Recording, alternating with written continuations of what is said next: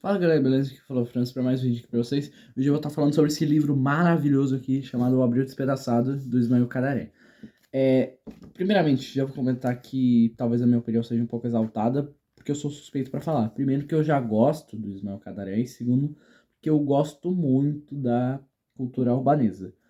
Então, para mim, esse livro já era um prato cheio quando eu comprei e decidi ler, e já prometia muito.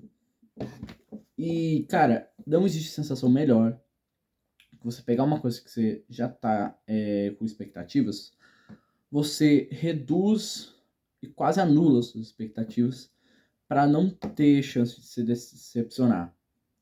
Só que. E você recebe algo bom, já é algo bom.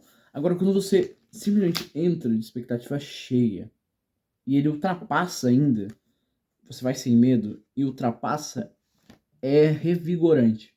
Sim, maravilhoso. Este livro aqui não é muito grande. A maioria dos livros dos Malcadaren são romances, não são muito grandes. Alguns, a maioria, acho que chega raspando ali quase nas 200 páginas. E esse daqui são 198, 190 e pouco aqui. Sim, mas pensa num negócio assim denso, interessante e assim, muito bem escrito. Diga-se de passagem.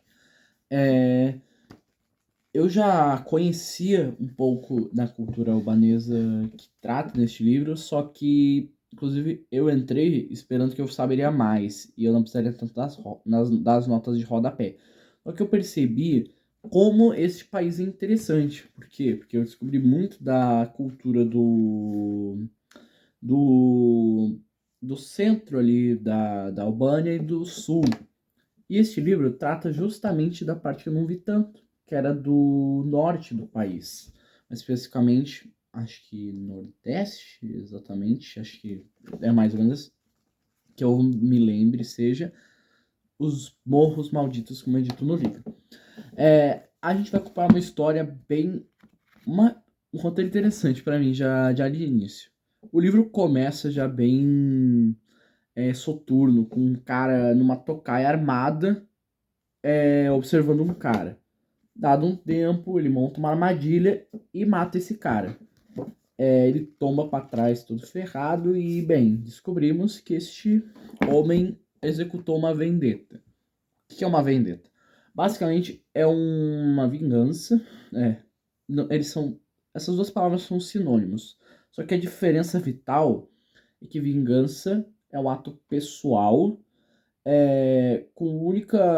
visando unicamente o bem-estar pessoal de quem executou. A vendetta, ela é uma espécie de cultura em muitas regiões, de normalmente envolvendo honra. E aqui também vai ser o mesmo. Basicamente, a gente vai acompanhar o Jor, que é o protagonista do livro, que é ali um Gijax, que eles chamam, que é basicamente um coletor de sangue. Então, ele não era. Ele acabou se tornando por pressão familiar. Basicamente, a família dele está em constante conflito com um outro clã, o clã Kriekik, que basicamente, como é que funciona a vendetta no norte da Albânia? Eles são regidos por um código moral, pelo menos eram, né? Até acho que pouco depois de acho que 1950, cara. É um pouco bizarro pensar que um negócio desses era ativo até metade do século passado. Um pouco assustador que vocês vão perceber. Que basicamente, este código ele designa algumas coisas. Conduta social, moral, romântica e principalmente quanto à honra, que o negócio é como sustentar a honra.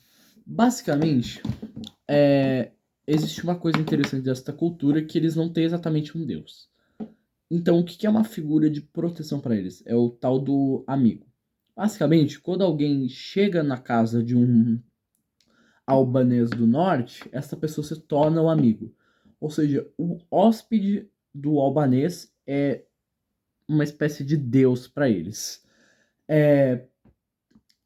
O que acontece? Quando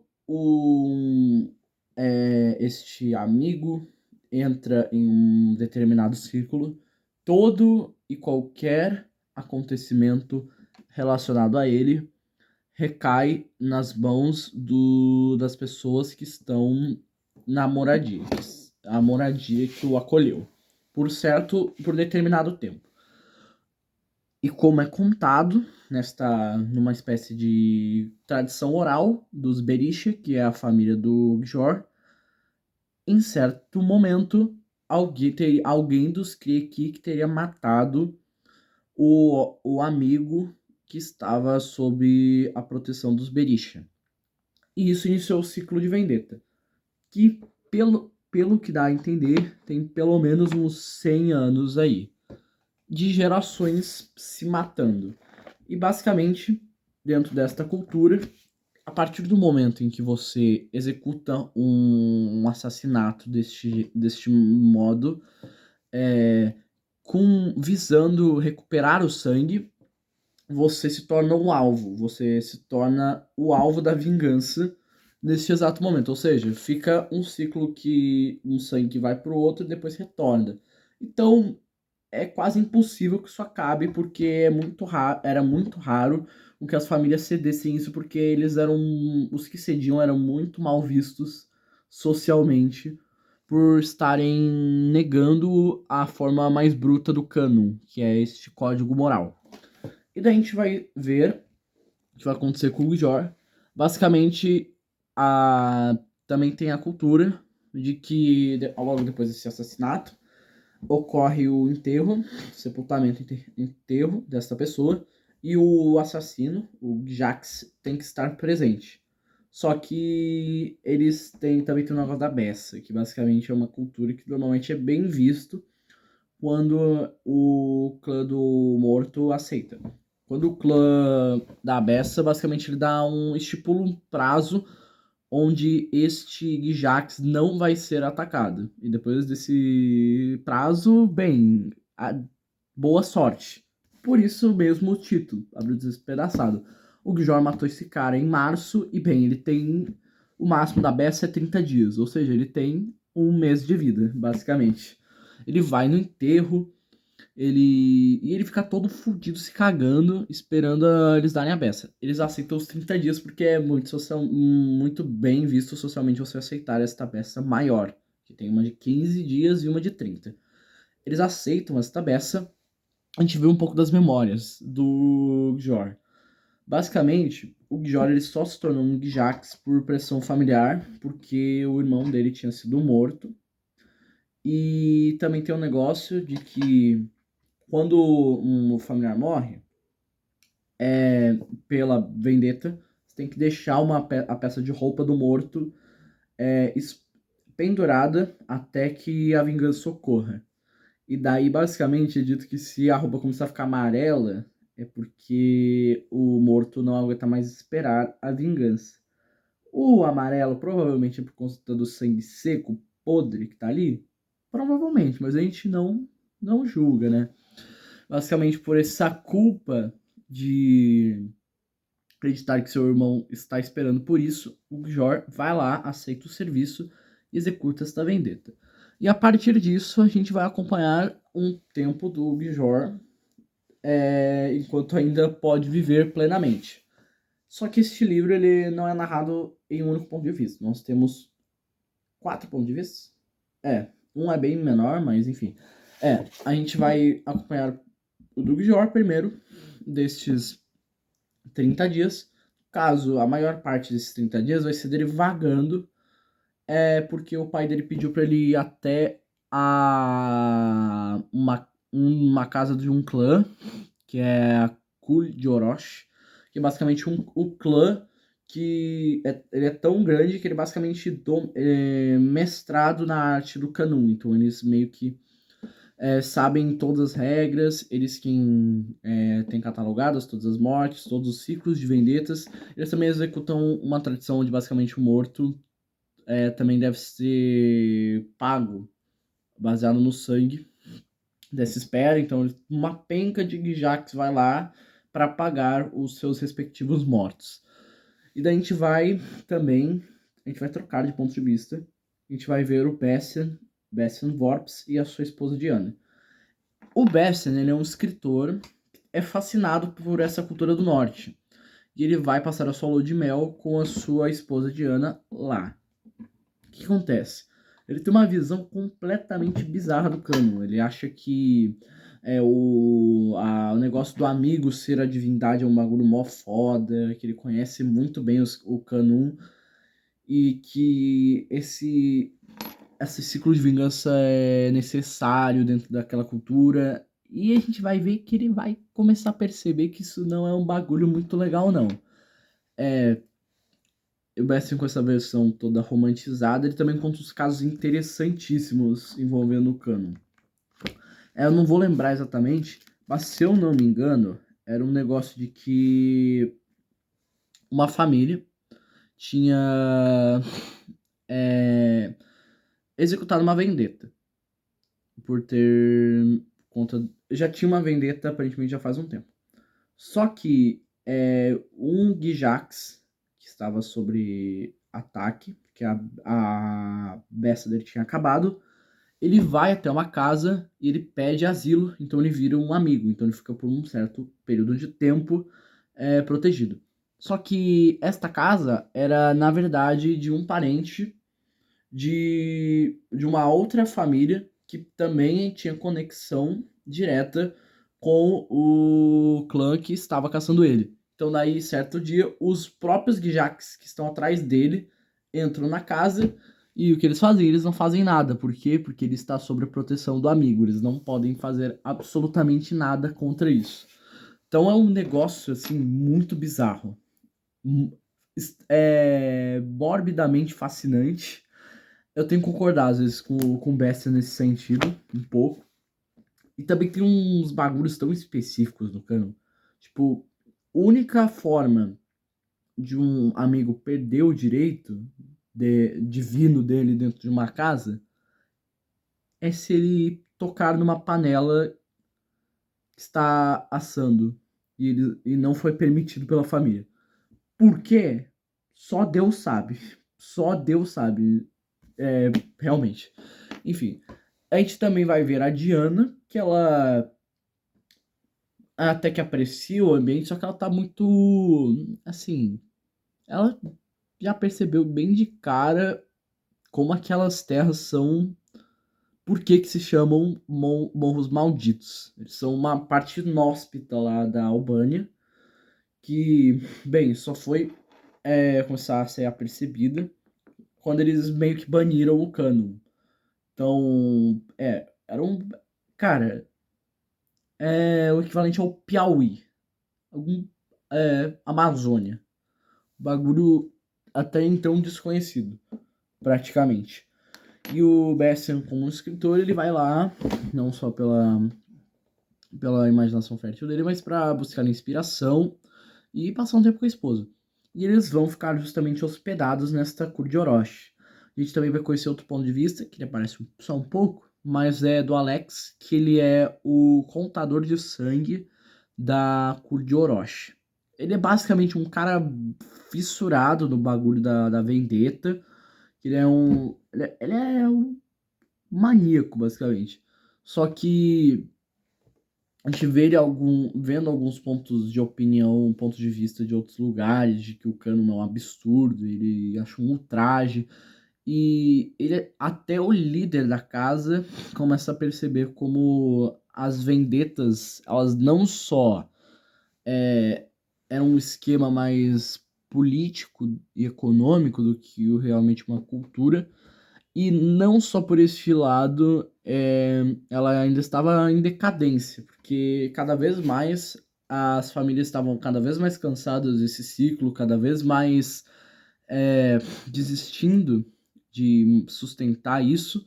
E o Alex, ele tenta ali manter isso a todo custo. Inclusive, ele vai ter uma admiração pelo Jor, porque em um certo momento a gente vê ele folheando um livro que é basicamente um catálogo de todos os dias de mais de, acho que uns 200 anos. Em cada dia tem uma vendetta contada. Basicamente, Albânia, toda a região, estava há mais de 130 anos, acho que é essa a data, não vou me lembrar exatamente, enfim, bastante tempo, sem ter um único dia sem vendetta. E daí basicamente tem um dia específico, não vou lembrar qual, mas é ali no fim de março, em que... Não, no início de março, que ia ficar sem nenhuma vendetta contada. E o Alex estava perturbado neste dia, só que a vendetta aconteceu, não a streak foi salva pelo Jor. Então ele vai ficar super fascinado com isso.